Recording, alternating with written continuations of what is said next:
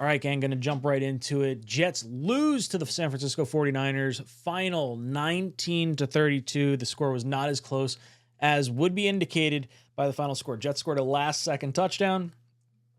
Didn't get the two-point conversion. That made this closer than it otherwise could have been. Could have been 13-32, obviously. But let's hop into my top 5 takeaways. Number 1, look, we got a full game out of Aaron Rodgers. 13 of 21, 167 yards, touchdown, interception. Not a great stat line. Like, if you told me this was what the stat line was going to be going into week 1, I'd be like, wow, that's kind of disappointing. Interception, not terrible. Probably not the spot where you want to throw the ball, but the ball was tipped up when going into the hands of one of the defenders. So tip, pass, interception. Touchdown was a nice aware play. Aaron Rodgers catches the edge rusher coming off the edge on the left-hand side, looks, make sure he still is offside, hike, throws it to Allen Lazard in the end zone. Nice touchdown, nice execution. That is a pro vet move right there. As far as, some of the other stuff, like, look, the offense just could not get going. Rodgers looked kind of sharp, there were still a few passes that were not in his normal window, I would say. Garrett Wilson had a little bit of the turnaroundsies and, just not quite as crisp as you'd want to see, but it looks like he hasn't played a game in 2 years, which is basically what has kind of happened. So I'm not overly concerned. I think Rodgers is going to be fine. Again, not a great stat line to start, but, there's a drop in there, too, from Lazard on the first drive, and we just couldn't get anything going. The offense couldn't stay on the field, couldn't convert first downs. Which brings me to Nathaniel Hackett, part number 2.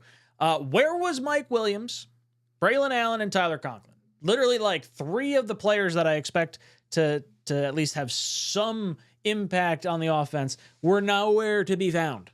Mike Williams, I don't even know how many plays he was in there for. 3 plays, maybe? Didn't feel like very many. Braylon Allen didn't get the ball until the final series, which, I don't know. Maybe they're just trying to test it out in the first week or 2 of the season where they're like, hey, let's just feed the ball to Brees entirely, which, to be honest, if you're asking fans, hey, who would you want the ball in a must-have-it situation, you're probably talking Brees. But I do think Braylon Allen probably would have had a little bit more success because we did not have as strong as an interior offensive line push in the run game here. But Mike Williams, Braylon Allen, and Tyler Conklin, if they're covering everyone else, I feel like Tyler Conklin should be able to get open. Just get the 4 yards at a time, right? That's what we say. 4 yards, 4 yards, 4 yards, get a first down. Now, to be fair, Roger said in the postgame, we did not have many, second, third, and longs that we would normally have with like a Zach Wilson. So at least we're moving in the right direction. But I do question some of the playing times and whatnot. So hopefully that gets cleared up as we move forward. Next takeaway, Breece Hall, 16 rushes, 54 yards, 5 receptions, 39 yards, had 1 touchdown, had 1 fumble, 3.4 yards a carry, and I think the other one was 7 yards or so per reception. So look, Breece is going to be featured. We want him to be featured. I'm not concerned about the fumble. It sucks. It was literally like the perfectly placed punch when it comes to Fred Warner knocking out that ball. If it's anywhere else that he hits, you're probably not fumbling the ball. You're probably continuing the drive.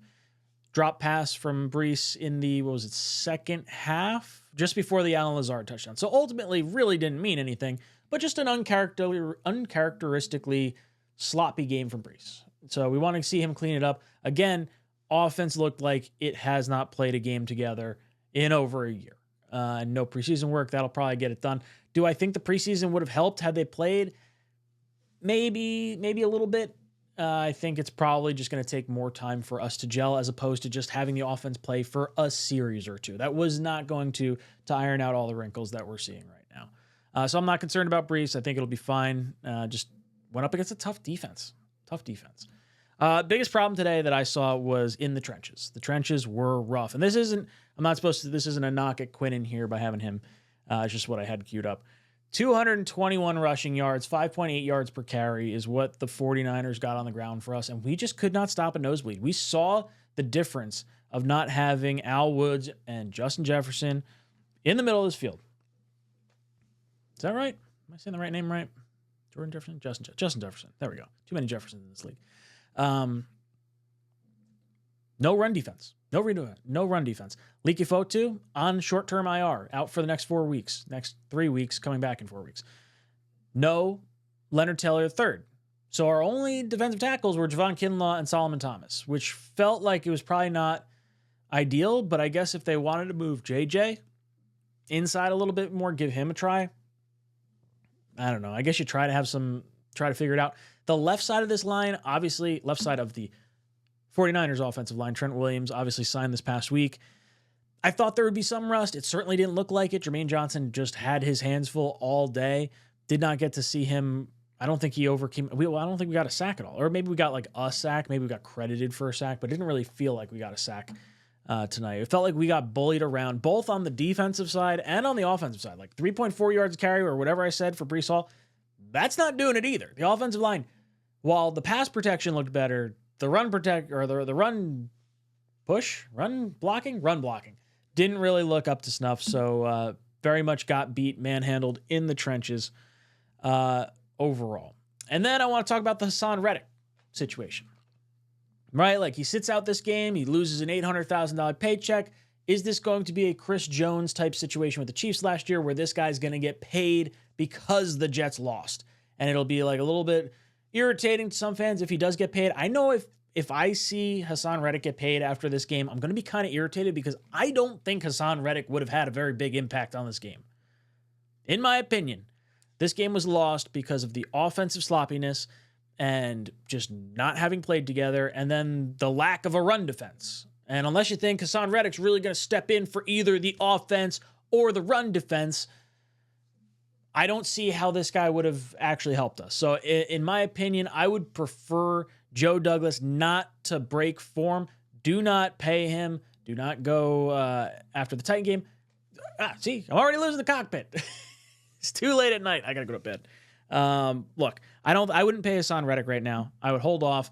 Wait until after, I would say, the Patriot game. Give yourself the Titans game and the Patriots game. See where this team is. This is a wildly different team, the 49ers, than a lot of the other teams we're going to have to face. So maybe our defense isn't as porous as it may feel right now. Overall, look, I'm not very concerned. Not very concerned yet. If we lose to the Titans, there's going to be a lot of concern. And then it's a must win against the Patriots. So we got to come back. We got to right the ship. I do expect this team to come out angry against the Titans, but the Titans are coming off a loss of their own, and we are at home. They are at home. We are going to their home. We are going to the Titans' home. So it's another hostile environment. Cannot start the season 0-2. Boys, let me know your thoughts down below in the comment section. Leave a green heart if you made it this far. And as always, go Jets. Jets! Jets!